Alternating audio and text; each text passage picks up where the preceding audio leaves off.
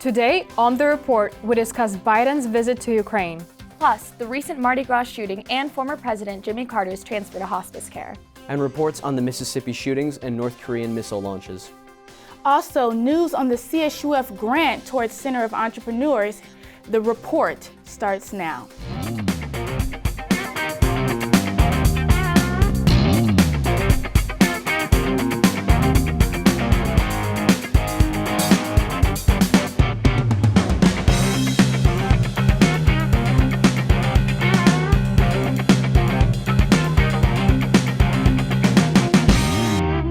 Hello, I'm Elmira Darmanian. And I'm Shelby Martin. I'm Noah Sakatis. And I'm Alexis Ray. Don't forget to follow us on Twitter at The Report CSUF or on our Titan TV Instagram at Titan TV CSUF to keep in touch with us and view our new content. On February 20th, President Biden made a surprise appearance in Ukraine with the intention to demonstrate solidarity towards the soon-to-be year-long war between Russia and Ukraine. Biden announced to pledge an additional $500 million in military aid, showing Western support. This first-ever trip to Ukraine as president occurs just 4 days from the official anniversary of the war, which began February 24th, 2022. The trip also marks a historical moment as it is the first occurrence of an active American president traveling to a war zone that is uncontrolled by U.S. military.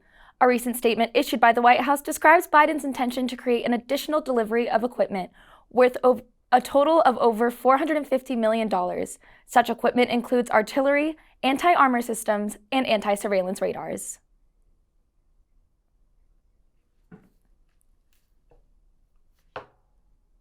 Really make a difference? Well, it proves the United States will ensure Ukraine continues its defenses against Russian attacks as long as the Kremlin can pour resources into this invasion.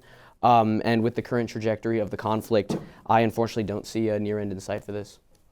Yeah, it's just an unfortunate state of affairs. But I will say we've sent so much money, like billions of dollars, and so much of Americans here, our lives, our quality of life is not even up to par for real. So I'm like, we say, oh, we're in debt, we can't provide for Americans because the economy is all over the place, but here we are sending $50 billion and possibly more to a country. I just think we need to do better domestically before, extending our efforts to other places. I believe it is a very important point. It's been a year that not only U.S. but also other countries have been investing in Ukraine.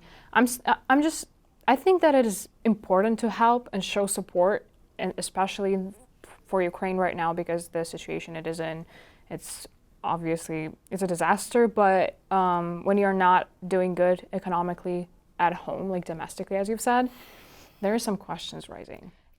It's a heartbreaking situation altogether. I mean, for both sides. Ukraine is going through something completely unimaginable, but at the same time, we're at a point where our own citizens can't afford to feed themselves or sustain themselves and their families. So we're in a very, very tight spot. You're absolutely right. No, that's my point. I truly believe that if there was a possibility to bring Zelensky and Putin together at the same table, everybody could have done it way earlier, not when it's been like a year now. I just think that obviously all the things that countries are doing, they're not working. So we have to find a different solution for that, maybe even altogether. A shooting occurred this past Sunday amidst the early Mardi Gras parade celebration, leaving 1 dead and 4 injured. The shooting was reported at 9:30 p.m. located within the Uptown Parade route in New Orleans. Police claim they rushed to the scene after hearing gunfire. After arriving to the scene, police discovered 5 victims and 2 handguns. Initially, the 5 victims included a young girl, a woman, and 3 men. The victims were taken to the hospital, where following their arrival, one of the male victims had been reported deceased. The other 4 victims are in stable condition as of Monday morning. Police also stated a suspect was apprehended and weapons were confiscated less than a block away from the scene. New Orleans police have expressed their disappointment in the situation and aspire to do everything they can to ensure a safe Mardi Gras this year. So, what can law enforcement officers do in these huge public events to guarantee future safety and security? I mean, better crowd control for one thing. Yeah, I think just patrolling the area, letting people feel your presence, not just being there to put fear in people and be like, oh, we can't do nothing, but just letting it be known that they are watching and surveillancing the area. And I think that will cut down, some of the crazy people's motives to, for lack of terms, to, get into some crime activities. Working on this on the report last semester, there were a lot of mass shootings that were reported. And the saddest part about this is when parades like this happen. And the whole event is supposed to be about fun and entertainment, but at the end of the day, there are children who suffer after that at the same time. So obviously there's supposed to be more control over this massive community and group of people, and obviously the police is responsible for that. I mean, it's a really difficult situation, and over the years, I feel like we've witnessed a lot of shootings at those events that are supposed to be fun, like the Las Vegas Music Festival shooting, even the Manchester bombings, even there was another bombing too at the Boston Marathon. Yeah. And it's sad, and at this point, are we gonna have to use metal detectors to go to a parade or a concert or something? And see, I just don't see how even that will work because it's such an open event. It's literally people are flying in from different states, possibly even different countries to attend such a big event like Mardi Gras. So I just honestly just feel like patrolling the area is the best thing we can do because it's going to be so many people. And I just don't see how strict surveillance can be informed in those type of situations. And sorry. I feel like people who go to those events to inflict violence, they do it because there's a crowd and because they can hide. They do it because they can blend in easily. That's and true. It'll be harder to catch them. Yeah, that shows how unprotected those kinds of events are. But I also feel like if we put a lot of restrictions on those people, just on people in general whose aim is actually to have fun at those kind of parades and stuff, I feel like if we put more restrictions, there are going to be a lot of complaints. But I would rather suffer the complaints than people being injured and supposedly dead. That's true. Former President Jimmy Carter has been placed in hospice care. According to the Carter Center, the 98-year-old made the decision to receive hospice care within his own home after a series of recent hospitalizations. The Carter Center is a nonprofit group set up to carry out charitable activities supported by the former president and former First Lady Rosalind Carter. Carter was the United States' 39th president and served a 4-year term from 1977 to 1981. He is widely known as the longest living president in American history. The Carter Center did not reveal any information about the contents of Carter's recent hospital stays, though the center stated, quote, after a series of short hospital stays, former U.S. President Jimmy Carter today decided to spend his remaining time at home with his family and receive hospice care instead of additional medical intervention. He has the full support of his family and his medical team, unquote. Yeah, you guys, so, sorry. Well, throughout his presidential career, he was always a significant advocate for human rights. In the face of great challenges during his term, he had a lot of issues, the energy shortage, the Soviet Union, and the Iranian hostage crisis. President Carter continued to face adversity from every side, and he kept his strength up through all those years. And when his time comes eventually, whether that be sooner or later, I think he will be greatly missed across the country. I mean, he was presented with such an immense series of challenges throughout his presidency, and the way he handled it all, and in the face of criticism too, is very admirable, especially when it comes to the fight for human rights. So I hope that America takes time to honor him when he does pass. I'm not going to make any historical points. You guys did enough. I'm just going to say that as a person, it's obviously really sad. Death is normal. He lived a very full and impactful life, and I just hope he has a good time remaining with his family and close ones. Yeah, I definitely think the support should be really heavy now, whether that be close family, friends, or even, people that looked up to him, from the public, other presidents, other politicians, people in politics. I definitely think they should, look back at all the work he's done and try to essentially follow in his footsteps. Yeah. Tragedy strikes with Arkabutla. The small town located in Mississippi has been shaken by a series of shootings that resulted in the death of 6 people and the injury of 1. The suspect, 52-year-old Richard Dale Crum, was confronted and arrested at his home and has been charged with capital murder without bond. More charges expected to be filed against him at a further date. On February 17th at 11 a.m., police responded to shots fired outside of a convenience store. The victim, 59-year-old Chris Eugene Boyce, had been shot in his parked truck. Boyce's brother, also in the car, managed to escape unharmed. Shortly after responding to this incident, authorities were notified of another nearby shooting a couple miles away. The suspect, armed with a shotgun and 2 handguns, had shot and killed his ex-wife, 60-year-old Deborah Crum, and injured her boyfriend. Police later discovered the bodies of 73-year-old George McCain, the suspect's stepfather, 78-year-old Linda McCain, as well as 76-year-old Charles Manuel and 59-year-old John Rory, 2 handymen who had been working on a nearby road. The motives for Crum's 3 spree killings remains unknown. According to a family friend, Crum has had a history of mental illness. President Joe Biden condemned the shooting by stating, quote, "Jill and I are mourning for the 6 killed in today's violence in Tate County, Mississippi, as we have for far too many Americans," end of quote.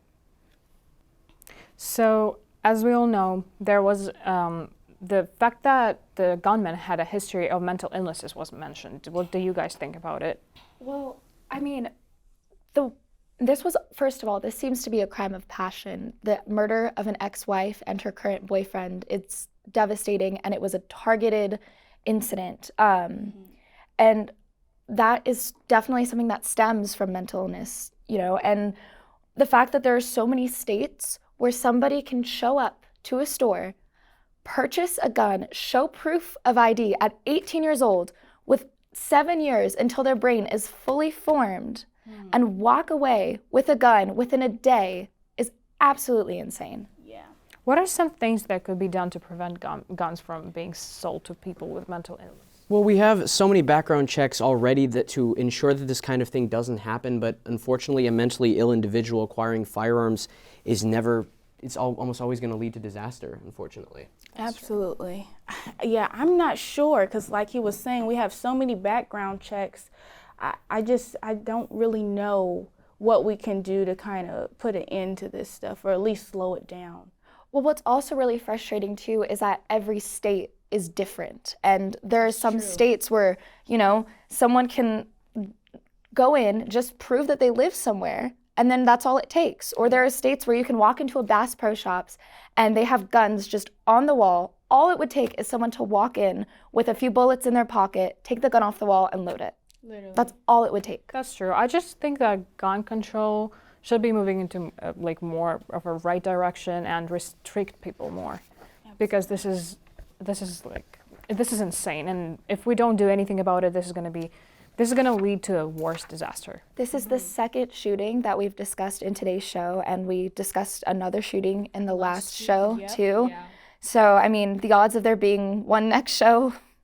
Absolutely no. But I agree with all the points made. They were absolutely right. On Sunday, North Korea fired off 2 short-range ballistic missiles toward Japan.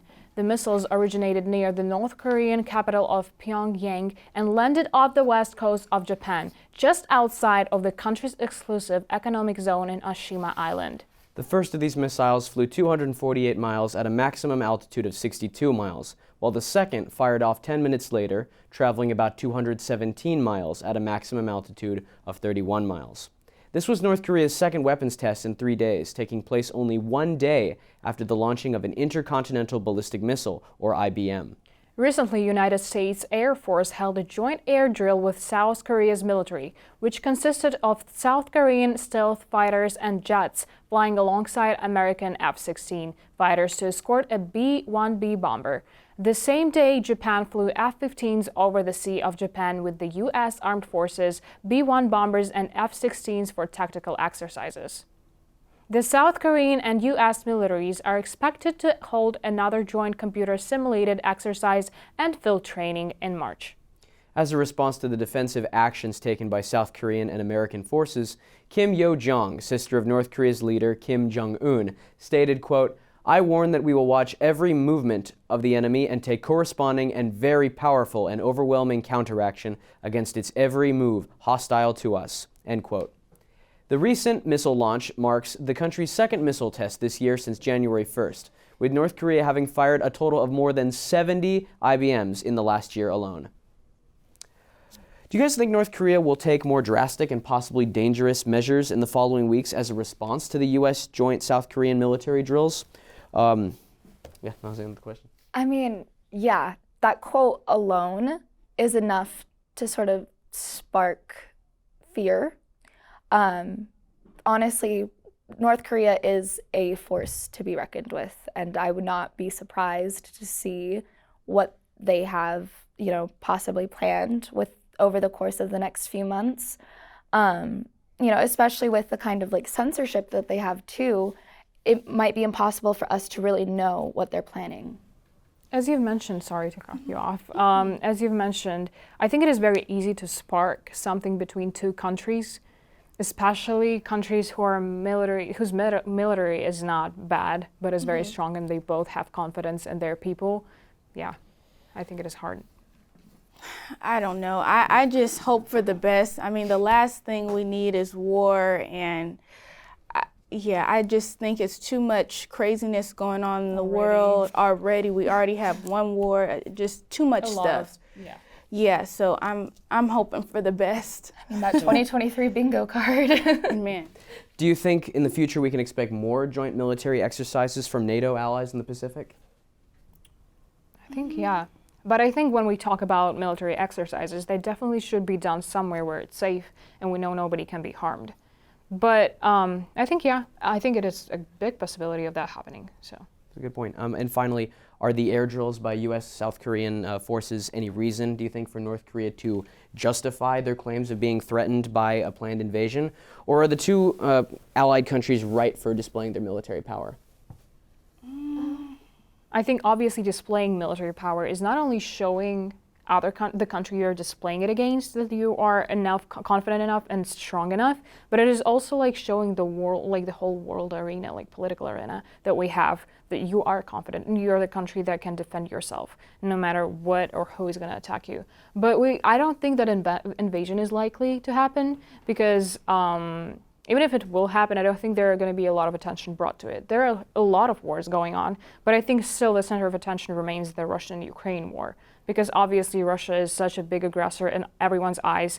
We don't know the truth. Everyone is manipulated by media, but I'm just saying, I don't think that there is a big chance of an invasion happening. I mean, it wasn't a direct threat to them. It was just, displaying a little bit of displaying their power, but it wasn't like they directly said, "Come get us." You know what I mean? Exactly. I mean, I'd be pretty scared if my neighbor was shooting rockets over my yard. You know what I mean? I mean, yeah. The state of California recently bestowed a $550,000 grant to the CSUF Center for Entrepreneurship. The Center of Entrepreneurship is a division within the College of Business and Economics that aims to teach members various aspects of the entrepreneurship practice. The center strives to educate students by bringing industry professionals and volunteers to teach within the classroom. The grant aims to financially support CSUF students' social enterprise startups. These companies seek profits while maintaining social and environmental awareness. The Center for Entrepreneurship Director John Jackson told CSUF News, quote, "Today, students are looking to make improvements in our community, make the planet better, and help people. There has been a shift from purely capitalistic new venture creation to social enterprises," unquote. In addition to the financial support, the grant will also contribute to the development of online programs which educate students on START's social enterprises, creating events and online content, as well as promoting social impact. And with that, that's all we have time for today. Have a great week, everyone. And stay tuned for more news, views, and info. We'll see you next time on The Report.